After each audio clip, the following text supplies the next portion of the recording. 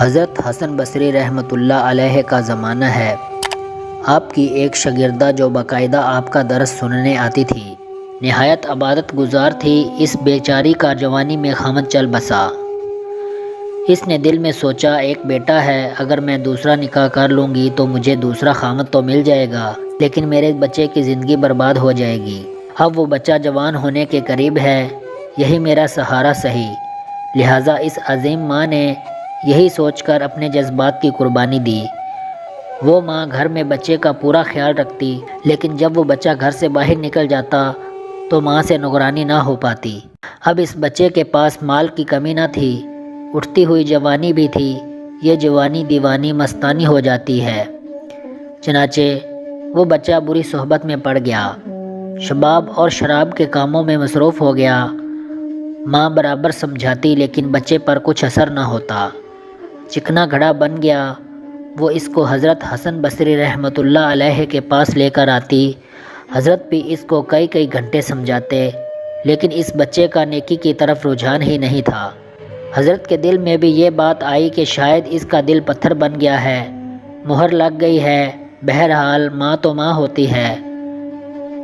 ماں اسے پیار سے سمجھاتی رہی، میرے بیٹے نیک بن جاؤ، تمہاری زندگی اچھی ہو جائے گی۔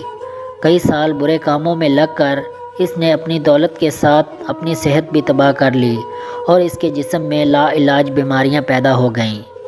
معاملہ یہاں تک آ پہنچا کہ اٹھنے کی سکت بھی نہ رہی اور بستر پر پڑ گیا۔ اس کو آخرت کا سفر سامنے نظر آنے لگا۔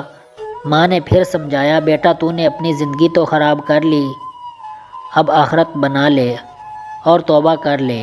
اللہ بڑا غفور الرحیم ہے، وہ تمہارے تمام گناہ معاف کر دے گا۔ جب ماں نے سمجھایا، اس کے دل پر کچھ اثر ہوا۔ کہنے لگا، ماں میں کیسے توبہ کر لوں، میں نے بہت بڑے گناہ کیے ہیں۔ ماں نے کہا، بیٹا حضرت سے پوچھ لیتے ہیں۔ بیٹے نے کہا، ماں اگر میں فوت ہو جاؤں تو میرا جنازہ حضرت حسن بصری رحمۃ اللہ علیہ پڑھائیں۔ ماں حضرت کے پاس گئی۔ حضرت کھانے سے فارغ ہوئے تھے اور تھکے ہوئے تھے اور درس بھی دینا تھا، اس لیے تھوڑی دیر لیٹنا چاہتے تھے۔ ماں نے دروازہ کھٹکھٹایا، پوچھا کون؟ عرض کیا، حضرت میں آپ کی شاگردہ ہوں، میرا بچہ اب آخری حالت میں ہے، وہ توبہ کرنا چاہتا ہے، لہٰذا آپ گھر تشریف لے چلیں۔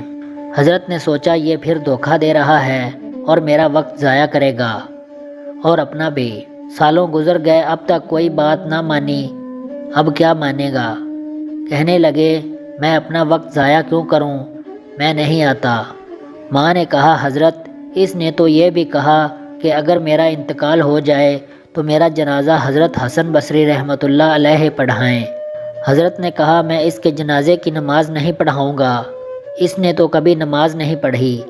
اب وہ شاگردہ تھی، چپ کر گئی، روتی ہوئی گھر آ گئی۔ بیٹے نے پوچھا، کیا ہوا؟ ماں نے کہا، ایک طرف تیری حالت اور دوسری طرف حضرت نے انکار کر دیا۔ اب یہ بات بچے نے سنی تو اس کے دل پر چوٹ لگی اور کہا، ماں میری ایک وصیت سن لیجئے۔ ماں نے پوچھا، بیٹا وہ کیا ہے؟ عجیب وصیت؟ کہا، امی میری وصیت ہے کہ جب میری جان نکل جائے تو سب سے پہلے اپنا دوپٹہ میرے گلے میں ڈالنا، میری لاش کو کتے کی طرح صحن میں گھسیٹنا، جس طرح مرے ہوئے کتے کی لاش گھسیٹی جاتی ہے۔ ماں نے پوچھا، بیٹا وہ کیوں؟ کہا، امی اس لیے کہ دنیا والوں کو پتہ چل جائے کہ جو اپنے رب کا نافرمان اور ماں باپ کا نافرمان ہوتا ہے، اس کا انجام یہ ہوا کرتا ہے۔ میری پیاری ماں، مجھے قبرستان میں دفن نہ کرنا۔ ماں نے کہا، وہ کیوں؟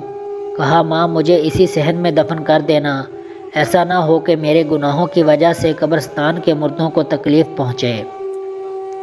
جس وقت نوجوان نے ٹوٹے دل سے عاجزی کی یہ بات کہی تو پروردگار کو اس کی بات بہت اچھی لگی۔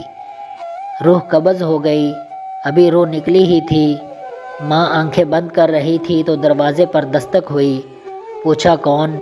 جواب آیا، حسن بصری ہوں۔ کہا، حضرت آپ کیسے؟ فرمایا، جب میں نے تمہیں جواب دیا اور سو گیا، خواب میں اللہ رب العزت کا دیدار نصیب ہوا۔